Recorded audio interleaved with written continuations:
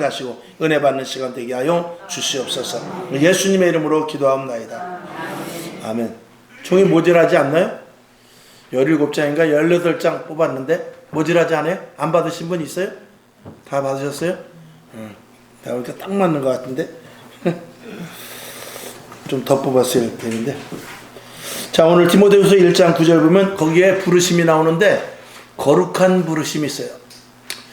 국가에서 우리를 불러서 군대 가게 하고 또 사람들끼리 부르는 일들이 있지만 하나님께서 우리를 부르신 것은 이 구원에 이르는 아주 거룩한 부르심입니다. 친구가 부르는 거하고 다르고 또 우리 부인이나 남편이 아내가 부르는 것과는 또 다른 차원의 것입니다. 하나님의 부르심은 예수 그리스도로 말미암은 부르심은 우리의 생명과 영생과 직결되기 때문에 그렇죠. 그런데 그 부르신 것이 우리가 잘나서 부른 것이 아니라고 우리의 행위대로 하심이 아니요 이렇게 써 있습니다.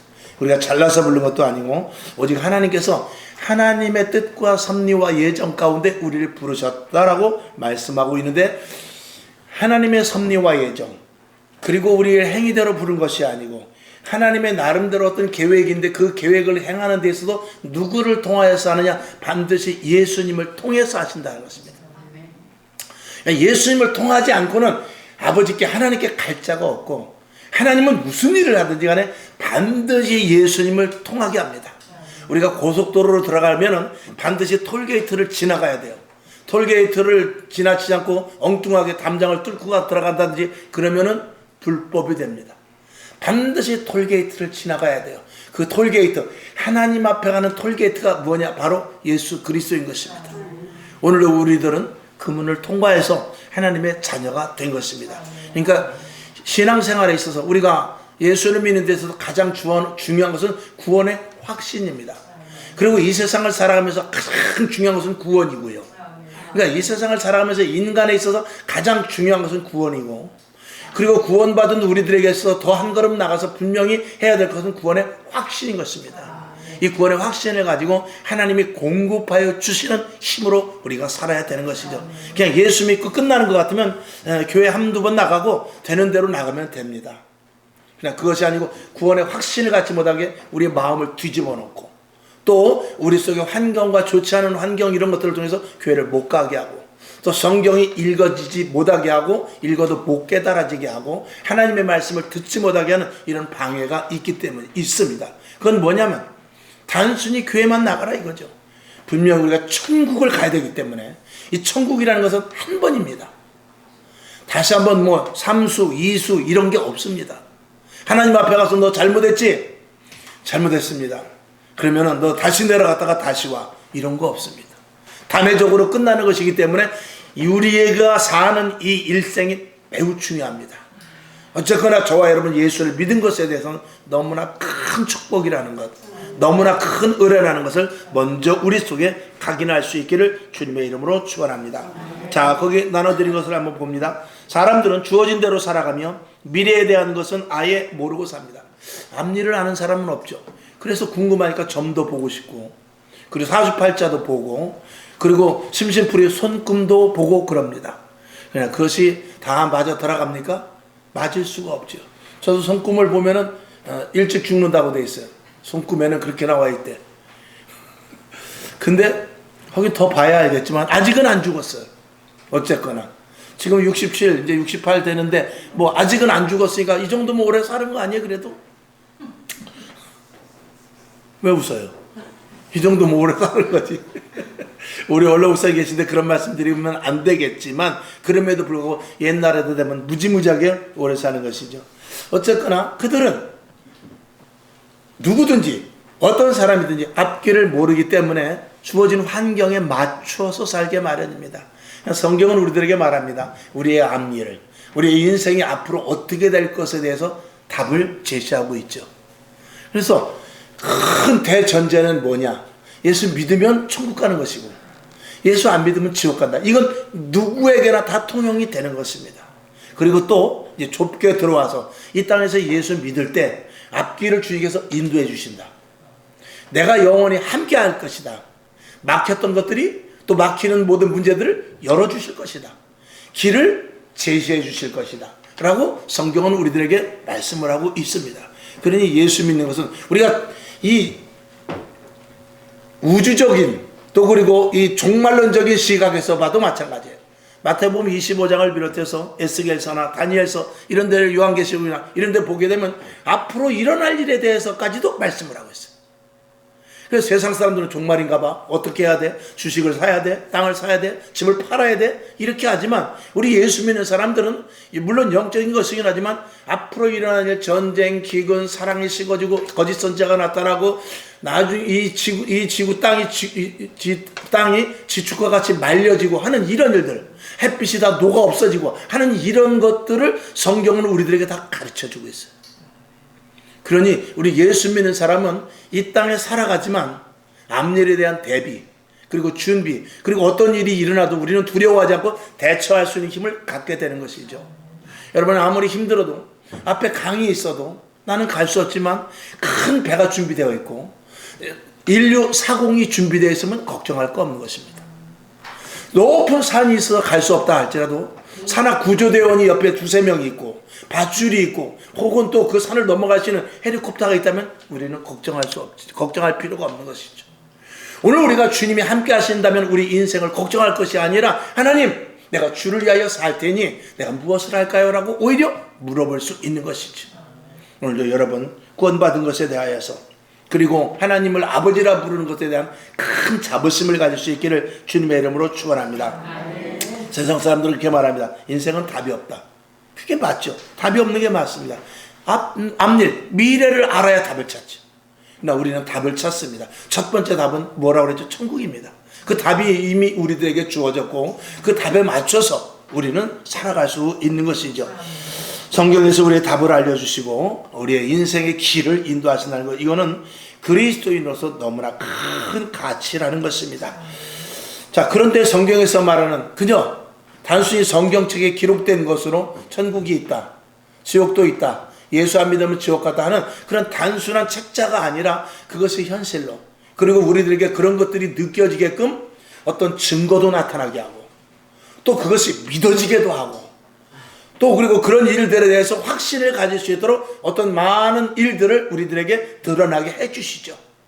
그런 것들이 우리 믿는 자들에게 있어서는 하나님이 보여주시는 이 계시, 하나님 보시는 계시를 통해서 알 수 있게 되는 것입니다. 자, 오늘 제목은 우선순위의 기준이라고 그랬어요. 우선순위의 기준. 우리 인생을 살아가면서 가장 우선순위가 무엇이냐, 그 기준을 삼자 이거죠. 가장 우선순위는 지금 말씀드린 대로 구원이 우선순위입니다.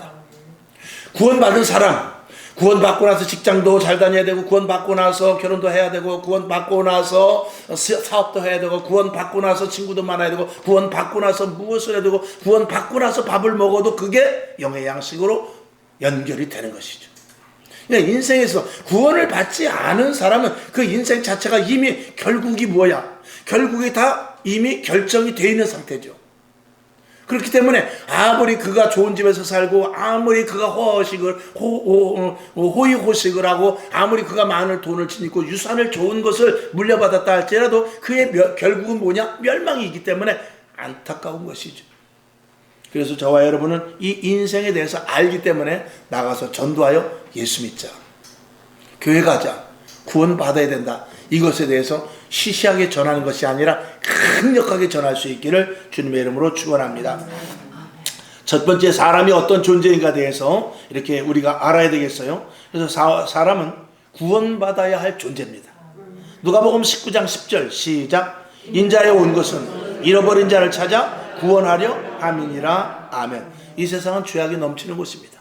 죄가 섞어 사는 것이죠. 앞으로 세상은 어떨까요? 앞으로 세상도 결국 이 지구는 종말을 맞이하게 될 것입니다. 결국 이제 우리는 지금 이 시대 돌아가는 것을 보면 이제 막바지라는 것을, 이거는 조금만 생각이 있는 사람이면 알 수 있어요. 이제는 사람들이 제정신이 아닙니다. 이 사회나 경제나 교육이나 그리고 모든 이런 것들 돌아가는 걸 보면 정상적인 게 거의 없을 정도입니다. 물론 그들은 그게 정상이라고 했지만 이게 과연 하나님의 관점으로 볼 때 정상인가? 동성애가 자행되고 결혼을 하지 않고 또 그리고 차별금지법 이런 것들을 그냥 통과하고 어떤 어떤 분이 그랬대요. 나는 남자로 태어났지만 나는 아무리 봐도 몸이 여자같이 막 가슴도 나오고 그러니까 그래가지고 성전환 수술을 한 거죠. 그러면서 성전환 수술을 했는데 아무리 봐도 외모는 남자야. 그러니까 자기는 화장실 갈 때마다 두렵다는 것입니다. 도대체 어디 화장실로 가야 될지. 그런 사람들은 우리가 사실은 불쌍하죠. 불쌍하다고 해서 우리가 동성애라든가 차별금지법이라든가 그런 것들을 우리가 수용해서는 안 되는 것입니다. 왜냐?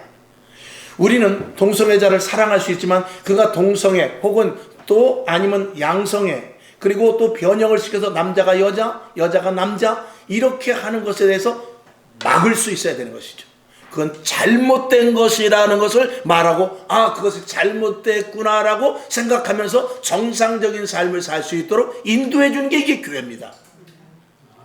단순히 불쌍한 사람을 도와주는 것이 아니라 돈이 없는 사람도 마찬가지. 단순히 불쌍한 사람을 도와주는 것이 아니라 그의 직장도 좀 알아봐 주고 체력이 어떤지 이런 것에 대해서 좀 알고 이렇게 해서 근본적인 것을 치료를 해야지. 그 전에 저도 보니까 제가 한 20년 됐어요. 20년이 넘었고요. 한 40년 결혼 전이니까 그때도 동성애자가 있었던 것 같아요. 지금 생각해 보니까 택시 운전하시는 분인데 꼭 그 집에서 여자 둘이 나오는데 나와가지고 한 여자를 꼭 넥타이에 매주고 자기 잘 다녀와 꼭 그러더라고. 나는 그게 어려서 무슨 뜻인지 몰랐어요. 근데 지금 생각해 보니까 여자지만 남자인 그 역할을 하는 여자가 개인 택시를 하는 거야. 그리고 집에서 이 여자 역할을 하는 진짜 여자는 집에서 밥을 해주고 기다리고 있는 거죠. 그러면 그렇게 사는, 오죽하면 그렇게 살까? 그것도 인정해줘야지 인권인데 이렇게 말할 수 있지만 그것은 잘못됐다는 것을 반드시 알려줄 수 있는 게 교회고, 그리고 이렇게 살면 안 되는구나 라는 것을 그들이 깨우치게 하는 것도 교회인 것입니다.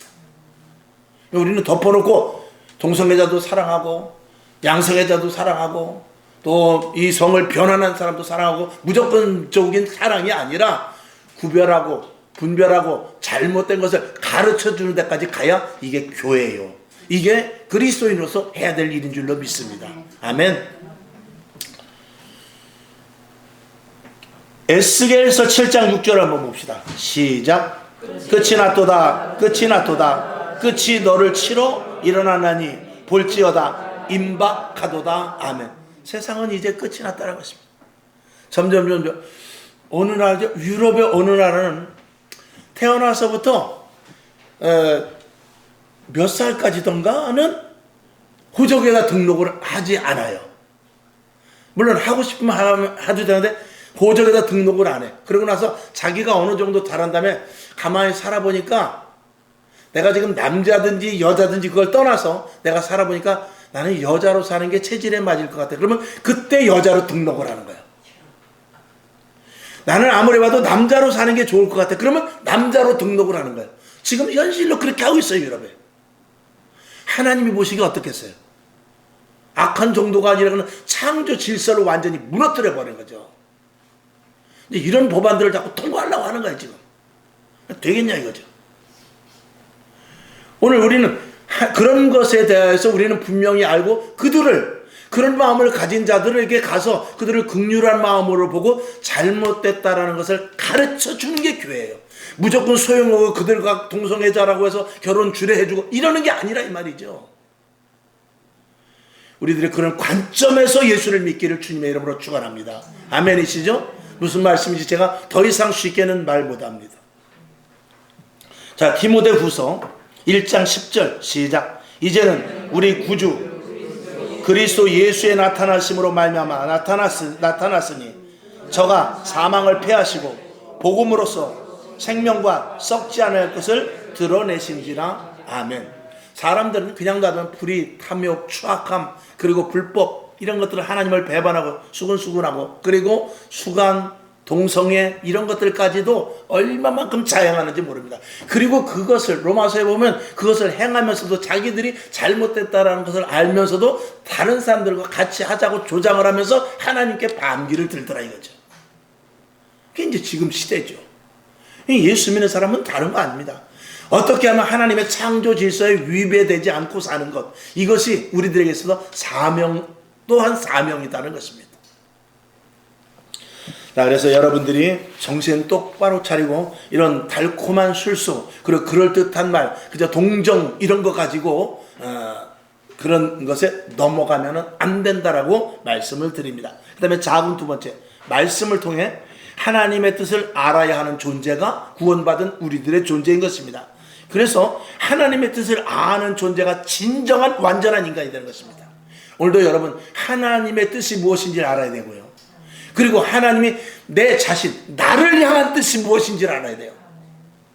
그러니까 전체적으로 하나님의 뜻은, 하나님의 전체적인 뜻은 뭐냐면 이 땅의 모든 이들이 다 구원을 받기를 원하는 거예요. 그 대명제 속에 우리 개인에게 하나님께서 나를 통하여 하실 뜻, 나를 부르신 뜻, 나를 불러서 무엇을 하실 일이 있다는 이 개인과의 관계 속에서도 답을 찾아야 돼요.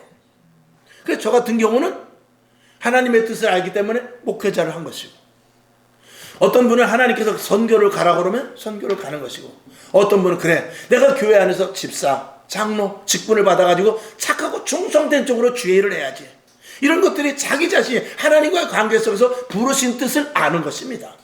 그러니까 한 사람도 사명이 없는 사람은 없는 거예요. 자동차를 봅시다. 자동차를 보면 작은 볼트 하나라도 필요 없는 게 없어요. 우리 차도 이제 지금 벌써 2년 반 정도 됐는데 타이어가 많이 닳았어요. 그러면은 타이어를 갈아줘야 돼요. 그게 타이어를 갈아주지 않고 그냥 놔두면 차가 중대한 사고가 일어날 수 있죠. 오늘 우리들도 마찬가지입니다. 우리가 어느 교회에서 소속이 되고 내가 가정이든지 직장이든지 사업장이든지 내가 있는 그 자리에서 하나님으로 말미암아 나에게 주신 일이 있다는 것을 알아야 돼요. 그래서 조금 더 좁혀 들어가면 주 예수를 믿으라, 그리하면 너와 내 집이 구원을 얻으리라. 자, 먼저 내가 예수를 믿었으면 너는 그 가정을 살릴 이유가 있다 이거예요. 오늘도 교회 안에서, 가정에서, 직장에서든지 누구를 만나든지 나의 역할이 분명히 있다는 사실을 항상 인지하시고 그걸 찾으시고, 우리는 그래서 이 성경에 보면 2달란트, 5달란트, 1달란트 받은 자가 있어요. 2달란트 받은, 5달란트 받은 자는 그 받은 것을 가지고 열심히 일을 했어. 자기 일을 했단 말이에요. 자기 맡은 일. 자기 2달란트 받았으면 2달란트에 대한 일을 최선을 다했고, 5달란트 받은 사람은 5달란트 받은 일에 대해서 최선을 다했어요. 그랬더니 하나님께서, 주인께서 착하고 충성된 종아, 그리고 천국잔치에 들어가는 것입니다. 그런데 1달란트 받은 자는, 당신은 심지 않은 데서도 거두는, 당신은 도깨비 방망이같이 홍해도 갈랐지 않습니까? 오병이의 기적도 일어났지 않습니까? 내가 일한다고 해서 오병이의 기적만큼 일할 수 있습니까? 내가 일한다고 해서 여리고성이 무너지는 그런 큰 일을 할 수 있을까요? 이 1달란트 가지고 할 일은 한계가 있습니다. 하나님이 하세요. 주인이 하세요. 그 1달란트를 묻어두었다 이 말이죠. 그 주인은 그에게 호되게 책망합니다. 악하고 게으른 종아, 네가 할 일을 하지 않고 있으니 악하고 게으른 종이라는 것입니다. 우리는 할 일을 때로는 찾아야 돼요. 그리고 할 일이 주어졌을 때 그걸 no 할 것이 아니라 yes, 아멘 하고 그 일을 해야 되는 것이죠. 여러분 생애 가운데 뚜렷하게 들리지 않아도 내가 할 일을, 신앙생활을 1년, 2년, 3년, 4년, 5년 하다 보면 내가 할 일과 하나님이 무엇을 기뻐하면, 내가 하나님께 무엇을 하면 하나님이 기뻐하시는지 이 정도는 다 알고 있거든요. 그것을 하라는 것입니다. 그리고 제단에서 항상 말하잖아요. 이렇게 계속해서 지침을 주지 않습니까? 그 일들을 해야 되는 것이죠. 자, 우리 그 다음에 작은 세 번째, 하나님의 형상을 닮은 존재이거든요. 우리는 이걸 분명히 우리는 인지를 해야 됩니다. 창세기 1장 26절 시작.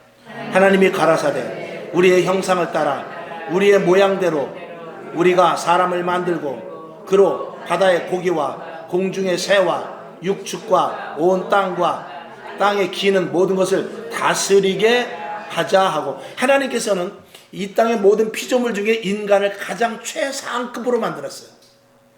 그리고 하나님의 일들을 대리할 수 있도록 권세를 주셨어요. 아무나 주는 게 아니죠. 호랑이에게 권세를 준 게 아니에요. 힘 있는 악어에게 준 것이 아니고 사람에게 하나님께서 하실 일을 분담하여 할 수 있는 권세를 주셨어요. 그래서 이왕이면 만들 때 어떻게 만들었느냐? 우리와 같은 모습으로 만들자.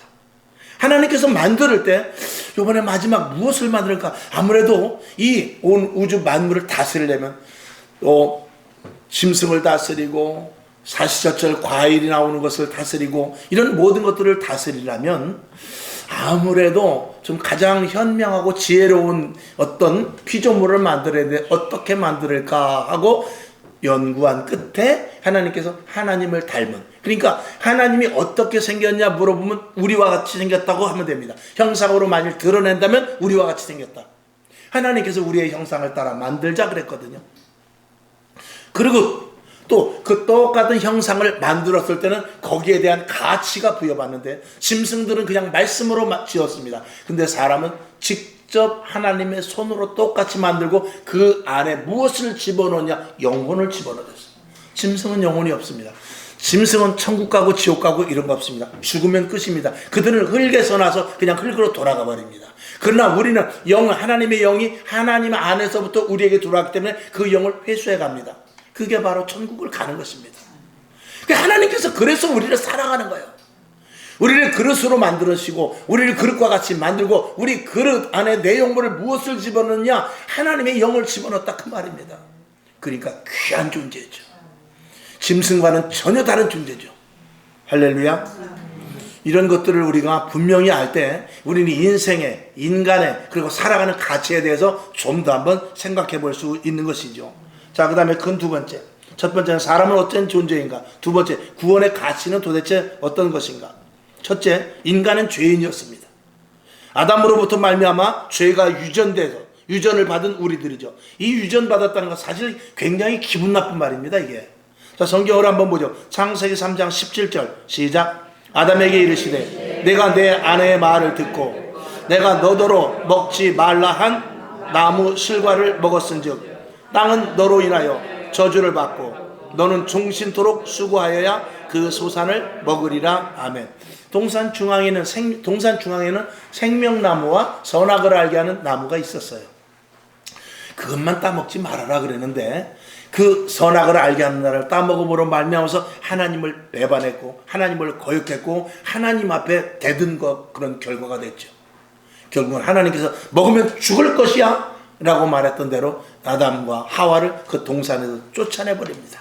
그리고 생명나무를 다시는 먹지 못함으로 말미암아서 그는 사망에 이르게 되는 것이죠. 억울하죠. 아담의 죄가 왜 우리에게 전가되었는가? 여러분, 지금은 뭐 종살이 제도가 없어졌습니다만 그 집에 무슨 종으로 들어갔으면 자식을 낳아도 종새끼입니다. 종자식이라 그 말입니다. 양반의 집에서는 누가 나오죠? 양반이 나오는 거예요. 쉽게 말하면 그렇다 그 말입니다. 예를 들어서 좀 더 쉽게 말하면 만약에 저 맨 꼭대기에, 아담은 우리의 조상이니까 맨 꼭대기에 샘물이 오염이 됐어. 그러면 그 물이 계속 내려오면 내려올수록 그 물을 닿는 모든 곳마다 다 오염될 수밖에 없는 그런 이치라고 우리가 볼 수 있는 것이죠. 그것을 대표성이라고 그래요. 인류의 대표는 누구냐? 바로 아담이죠. 만약에 우리나라에 어떤 큰 프로젝트를 하려고 그래. 어떤 외국과 큰 프로젝트를 해서 대한민국이 어떤 나름대로 큰 도약을 하고 해서 프로젝트를 하는데 상대방의 나라와 이런 큰 프로젝트를 하는데 대통령이 사인을 해버리면은 우리나라 국민들은 싫어도 그 프로젝트에 대해서 가담을 해야 돼요. 왜? 대통령이 대표이기 때문에. 대통령이 사인하면 나는 사인 안 했는데 그래도 대통령이 사인했기 때문에 거기에 동참을 해야 되는 거예요. 그게 대표성인 것이죠. 집안의 대표는 누굽니까? 아버지죠. 아버지가 결정하면 그대로 하는 것입니다. 이런 대표성을 갖는다 그 말입니다. 만약에 한 나무 뿌리 저 깊은 곳에 독을 심어 놓으면은 그 독이 뿌리로부터 해가지고 줄기까지 결국 독이 퍼져서 나무가 다 죽는 거와 마찬가지입니다. 이걸 악의 대표성이라고 말할 수 있어요. 그런데 그래서 결국은 첫사람 아담은 죄와 사망을 우리에게 물려준 거예요. 이게 참 기분 나쁘지만 할 수 없어요. 대표, 우리의 조상이 그렇게 됐으니, 우리의 조상, 인류의 조상 대표가 그렇게 했으니 할 수 없는 것이죠. 그거를 끊기 위해서 누가 오셨냐? 예수님께서 오셨죠. 예수님께서는 의와 생명의 대표로 왔어요. 자, 어떤 사람이 이제 우리나라가 전쟁을 하는데 수세에 몰려서 이제 다 죽게 생겼구나. 근데 어떤 정말 용감한 장군이 가가지고 저 성 안에 들어가가지고 거기에 장군 장수를 죽이고 그리고 그 성을 불탈라버리고 거기에다가 우리나라 국기를 딱 꽂아버리면 그 한 사람이 한 것 같지만 이 대한민국 우리나라 모든 그 국민들이 다 승리의 깃발을 꽂게 되는 것과 마찬가지죠. 그런 의미로 쉽게 생각하면 되는 것입니다. 만약에 우리가 이 교회에서 만약에 우리 교회 여러분들이 만약에 옆에 사람한테 빚이 있다. 우리가 각자 빚이 예를 들어서 1억 원씩 있다. 야, 그 빚을 어떻게 갚냐? 근데 어떤 사람이 대표로 몇 명이야? 50명이야? 내가 50억 갚아줄게. 그리고 그 사람이 갚아주면 우리는 모두가 다 죄를 탕감하게 되는 거예요. 빚을 탕감하게 되는 거예요. 우리의 모든 죄를 누가 탕감했느냐? 아담으로부터 내려온 모든 죄를 누가 탕감시켰느냐? 예수님께서 우리의 모든 죄를 다 내가 탕감할게. 내가 갚을게. 그리고 예수님이 갚아야 되는데 아무나 갚을 수 있지 않죠. 빚쟁이가 어떻게 빚을 갚을 수 있습니까? 돈이 있습니까? 그러니까 예수 그리스도만이 우리의 모든 죄를 다 담당할 수 있는 자격이 되시는 분이에요. 하나님의 아들이시기 때문에 이게 구원에 있어서 놀라운 비밀인 것입니다. 이 비밀은 깨닫는 자가 깨닫는 거예요.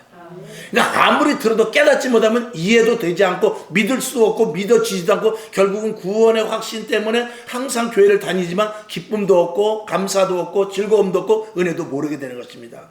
그럴 때는 어떻게 되냐? 기도해야죠. 이 사실이 분명하면 내가 믿어지게 하옵소서. 이 사실이 분명하면 믿어질 수 있도록 내가 성경을 볼 테니까 성경이 믿어지게 해 주옵소서.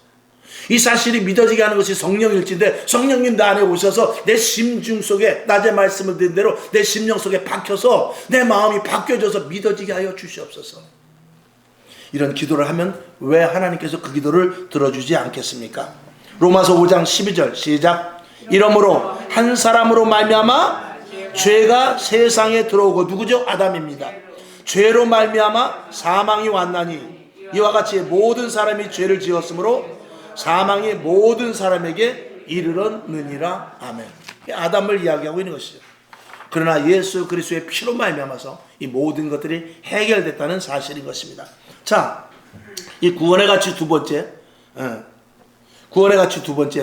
분명한 죽음입니다. 이 분명한 죽음에서 구원받은 자는 구주를 받는 것이거든요. 사람은 누구나 죽습니다. 그리고 누구나 죽고 반드시 죽습니다. 죽지 않을 사람 없고 나는 죽어도 안 죽을 거야. 그럴 사람이 있으면 누가 있습니까? 죽어도 죽습니다. 죽는 거예요. 그리고 그러면 아예 죽는 거지 뭐 죄 때문에 죽나? 수명이 다 돼서 죽지. 그럴 수 있을지 모르지만 성경을 한번 볼까요? 로마서 6장 23절 시작. 죄의 삭은 사망이요 하나님의 은사는 그리스도 예수 우리 주 안에 있는 영생이니라. 아멘. 우리가 죽는 것은 죄 때문에 죽는다는 거예요. 아이 뭐 내가 무슨 뭐 죄가 있나? 아담하고 뭔 상관 있어? 나는 죄가 없어. 그러면 살아보라 이거야. 살 수 있나? 살아보라는 거예요. 만약에 죄가 없고 내가 노력을 해서 저 산꼭대기 가서 산삼도 캐먹고 불로초도 캐먹고 여러 가지를 캐먹어가지고 보통 인간 수한이 길게 살면 100년인데 정말 내가 노력하고 애쓰고 착한 일을 했더니 300살까지 살았다 700살까지 살았다 그런 사람이 있냐 이거예요. 없어. 그 없는 것은 규칙이 뭐냐? 죄 때문에 다 죽을 수밖에 없는 존재이기 때문에 그런 거예요. 육신은 죽을 수밖에 없는 거예요. 이 육신은 죄의 제조기예요. 이 육신을 쳐서 복종시키는 것이 성령이에요. 그러니까 성령의 사람은 육신을 쳐서 이겨가지고 이 육신이 하고자 하는 것들을 제어시키고 고집을 제어시키고 자아를 제어시키고 내 육정을 제어시키고 유전적인 것을 제어시키고 내가 유혹하는 것들을 다 제어시켜가지고 성령의 사람이 되게 하는 것이거든요. 그러나 결국 이 육은 계속 그 악의 발산처이기 때문에 육은 죽고 맙니다. 그리고 누가 사느냐? 영이 사는 것이죠. 할렐루야. 어쨌든 저와 여러분 죄의 삭은 사망인데 죽지 않는 사람 없고 비슷한 시기에 다 죽습니다. 비슷한 시기라는 것은 거의 100세에서 80 넘어가서 120세 안에 모두가 다 죽습니다. 아무리 좋은 음식을 먹고 식단을 개선하고 그리고 영양가를 끄고 하다못해 별의별 주사를 다 맞는다 할지라도 결국은 죽어요. 이제 뭐 줄기세포니 이런 것들이 과학이 굉장히 발전했는데 그래가지고 몇 세까지 보냐? 그래봐야 120이요. 그래봐야. 그렇게 해서 500까지 사냐? 그런 일은 아직은 없어요. 그렇게 되지도 않고 혹시 그런다 할지라도 누구나 다 죽습니다. 이게 죄가 있기 때문에 그런 겁니다. 이 죄 가운데서, 이 분명한 죄 가운데서, 우리의 이 사망 가운데서 건져주시는 분이 예수 그리스도인 것입니다. 이것이 구원의 놀라운 역사예요. 그래서 서두에 말씀을 드린 대로 우리가 인생을 살아가면서 우선순위의 기준을 무엇으로 삼아야 되느냐? 구원으로 삼아야 되는 것입니다. 우선순위의 최고는 뭐냐? 구원입니다. 이 구원 외에는 그 다음에 다 나머지는 차선입니다. 다음 순위예요. 구원이 가장 우리 인생에 있어서 최우선순위라는 것을 말씀을 드리죠. 그래서 사망에서 건져주시는데, 사망에서 생명으로 건져주십니다. 조건은 뭐냐? 내 말을 들을 것, 내 말을 믿을 것. 자, 요한복음 5장 24절 시작. 내가 진실로 너희에게 이르노니 내 말을 듣고 또 나를 보내신 이를 믿는 자는 영생을 얻었고 심판에 이르지 아니하나니 사망에서 생명으로 옮겼느니라 라고 성경은 분명히 우리들에게 말하고 있어요. 이 말이 더욱더 믿어지시기를 주님의 이름으로 축원합니다. 아멘. 이걸 믿는 거예요. 이걸 믿고 하나님 앞에 어여시 갔을 때, 이야, 진짜구나. 이야, 정말 큰일 날 뻔했네.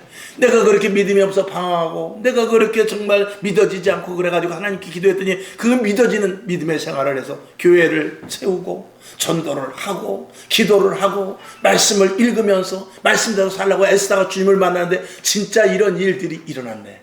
너무나 감사합니다. 하늘나라에 가서 춤을 춰. 그래서 하나님 하늘나라에 가면 다른 것 없습니다. 요한계시록의 결론은 뭐냐? 거룩하다. 계속 하나님 앞에 영광 올리는 것이 할 일이에요. 아무리 생각해봐도 하나님 앞에 영광 올리는 것밖에는 할 일이 없는 거예요. 왜? 영원토록 영생의 자리에 있기 때문에. 그렇지 않은 믿지 않는 불신자들은 영생토록 지옥에 있는데 영생토록 하늘나라에 있으니 거룩하다. 하나님 거룩하신 분입니다. 하나님 거룩하십니다. 하나님 영광 받으옵소서. 하나님 영광, 이것밖에는 찬양할 게 없는 거예요. 영원토록 영광 받으실 주, 이렇게 되는 거죠. 이게 지금 여기서는 실감이 되질 않지만 실질적으로 영원한 하늘나라에 갔을 때 우리의 머릿속에 모든 잡다한 것들이 다 벗어져서 영적인 눈이 활짝 열려서 우리의 진정한 육신이 제어하지 않는 그 영으로 말미암아 모든 것들이 열려질 때, 하나님 앞에 갔을 때 눈이 밝아지고 귀가 열려지고 우리의 심령이 달라지게 보여질 때, 그때 진정한 실체를 보게 되는 것이죠. 그때는 거룩하다. 그것밖에, 하나님 영광 받으소서, 그것밖에는 할 말이 없는 거예요. 할렐루야. 그러려고 오늘도 이 자리에 있는 거예요. 그래서 이 자리에 있는 것입니다. 그것이 안 믿어지면 믿게 해달라고 기도해야 돼요. 왜? 이건 중요하기 때문에. 이건 구원은 정말 우리 평생에 있어서 가장 우리에게 준 최고의 선물인데 이 선물을 헛되게 하면 안 된다, 이 말이에요. 결론으로 들어갑니다만 값없이 주시는 애입니다. 빈부, 지역, 빈부에 관계없이, 지역에 관계없이, 시대에 관계없이, 환경에 관계없이 믿을 때 오직 믿기만 하면 구원을 주시는 이 은혜. 왜? 너무나 가치가 크기 때문에. 등대 이야기를 가끔 하죠. 등대지기가 있습니다. 너무나 착한 사람이에요. 섬에서 등대지기를 하고 있는데 그날도 이제 등대지기가 나왔는데 보니까 옆에 지나가다 박서방을 만났는데 너무 그 사람이 불쌍해. 왜 그러나 했더니 추운 겨울인데 돈이 없어가지고 기름이 없어가지고 집에 불을 떼지 못하고 있어. 너무 불쌍해가지고 이 사람이 이렇게 하면 안 되지만 내가 이 등대에 쓸 기름을 조금 나눠줄 테니까 이걸 갖다 우선 해서 사람이 살아야 되지 않겠는가 하면서 그걸 갖다가 거기다 도와줬어. 그러니까 그 사람이 고맙습니다. 등대지기 정말 착한 사람입니다. 라고 했고 등대지기는 원래 제가 착한 사람입니다. 그리고 도와줬어. 또 며칠 있는데 옆에 이서방네가 또 힘들고 어려운 일이 생겨. 그러니까 어떻게 할 수 없지. 도와줘야 될 거 아니야. 우리 병건사님 같으면 다 줄 거야 아마. 다 주지. 다 줘버리지. 그래갖고 다 줬어. 근데 그 다음날 풍랑이 불어온 거야. 풍랑이 막 불어서 빨리 등대 불을 켜야 되는데 기름이 있어야지.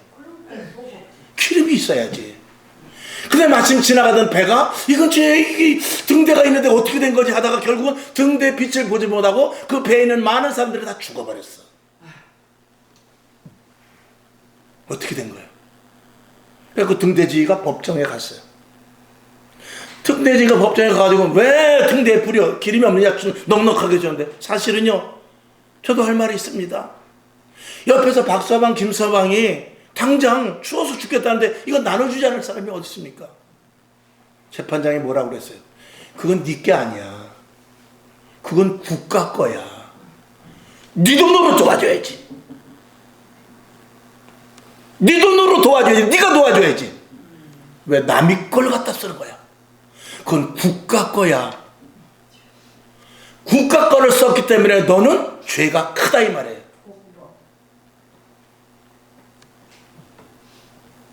결국은 교도소 가는 거죠. 교도소 가는 게 문제가 아니라 그것 때문에 애매한 사람이 다 죽어버렸다면 배가 파손되고 안 되는 거죠. 교회는 하나님이 우리를 통하여 하실 일이 있어요. 결론은 그거예요. 교회는 복음을 전하는 데예요. 교회는 사람들을 구원받게 하는 데예요. 교회는 가난한 자를 돕는 것도 해야 돼요. 병든 자에 가서 도와주고 병원도 좀 데려다주고 돈도 있으면 같이 보태주고 그래야 돼요.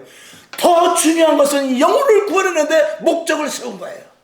그것을 망각하고 착한 사람 도와주고 가난한 사람 도와주고 고아원 도와주고 그리고 하면은 진정한 영혼 구원에 대하여서 말하지 않고 너희들은 죄인이야. 우리는 죄인이기 때문에 우리는 죄값을 받아야 되는데 그 죄값을 예수님께서 치렀기 때문에 우리가 구원을 받을 수 있습니다. 그렇기 때문에 예수를 믿어야 되지. 예수를 안 믿으면 당신이 아무리 똑똑하다 할지라도 천국 못 갑니다. 이것을 말하는 게 교회예요.